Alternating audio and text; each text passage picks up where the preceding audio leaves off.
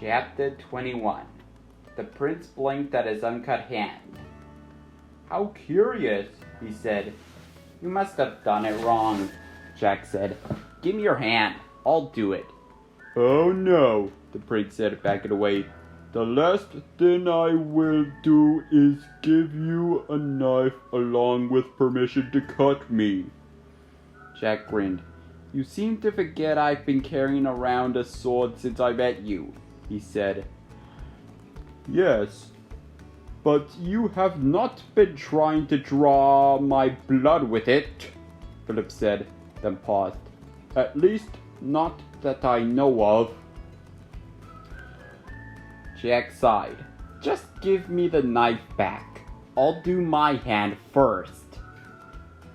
The prince handed over the knife, and Jack held it steady in his right hand while grasping the blade with his left. He jerked his left hand over the blade with a grunt, then opened his palm. No blood. "What's wrong with this thing?" Jack said, shaking the knife. "Let me have it again," Philip said, and ran it along his inner arm. Again, nothing happened. "I believe it is defective," he said, then thrust it at a nearby tree. The blade sank into the dead tree up to the hilt. Jack and Philip both swallowed hard, while the wolf smiled slightly, saying nothing, watching everything. "Looks like it works," Jack said, his voice wavering a bit. They'd been so quick to cut themselves with it. He was suddenly very glad they stopped experimenting when they had. "It must be magical," the prince replied, his voice a tad shaky as well. "Perhaps it is charmed against cutting flesh." Jack stepped over to the tree and pulled the knife out. It slid free with no resistance. Experimenting, he ran the blade along the tree, and sure enough, the barest cut separated the wood like it was slicing bread. He shivered. I guess I should have known that it'd be charmed," Jack said. "We did find it in the witch's cottage." "You what?" Philip said. Jack grinned at him. "Why do you think I let you go first?" The prince narrowed his eyes, but let it drop. "Either way, we still need blood," he said. The two of them looked at each other, then down at the sword Jack had laid on the ground. It wasn't until just now that Jack realized that the wolf was closer to the sword than they were. Fortunately, the animal didn't seem to care. "The princess awaits," the wolf growled, still almost smiling.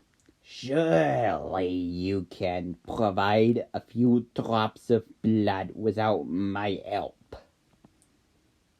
That was enough to get them moving. "Right," Jack said, grabbing the sword from the ground. He held the blade out to the prince. "Ready?" Philip nodded. He repeated the process he'd tried with the knife. And with a quick jerk followed by a flinch, they'd finally had blood. Jack pushed the sword into the dirt a bit to support it, then cut himself in the same manner as Philip had. "If you please," the wolf said, patting over.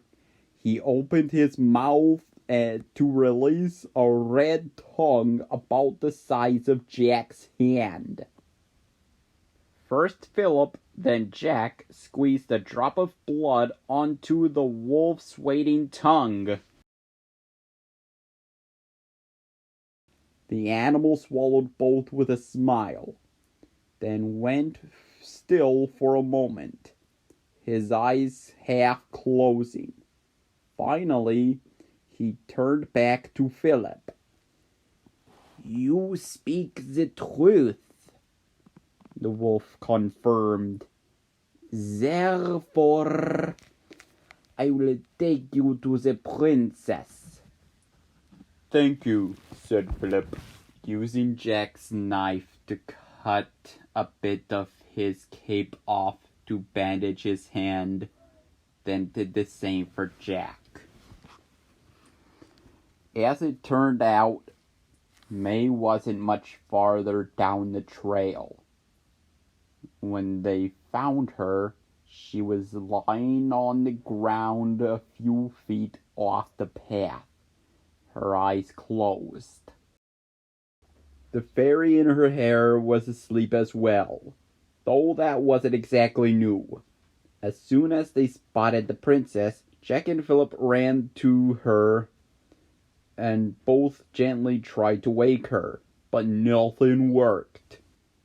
The wolf waited patiently for them to exhaust their efforts, then said, "I placed a simple spell on her. If you allow me for a moment, I shall wake her." Jack stared at the Wolf King. "But why?" "She did not know me," he replied, padding over to the sleeping princess, but keeping his red eyes locked on Jack. "And she screamed. I could not let her reveal our position to her kidnappers." The wolf managed to look a bit sheepish, which must have been difficult for him. "I did not yet realize that you were her servants." "Servants?" Jack repeated indignantly to Philip, who didn't look thrilled with the label either. The wolf, meanwhile, moved up alongside May, then stopped and closed his eyes.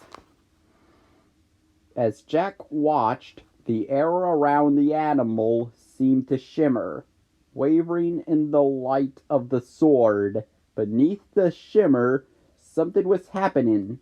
Something unnatural. The wolf's hind legs stretched out grotesquely, while his front legs shortened. His front paws unfolded into hands, while his back paws pushed out, narrowing as they went.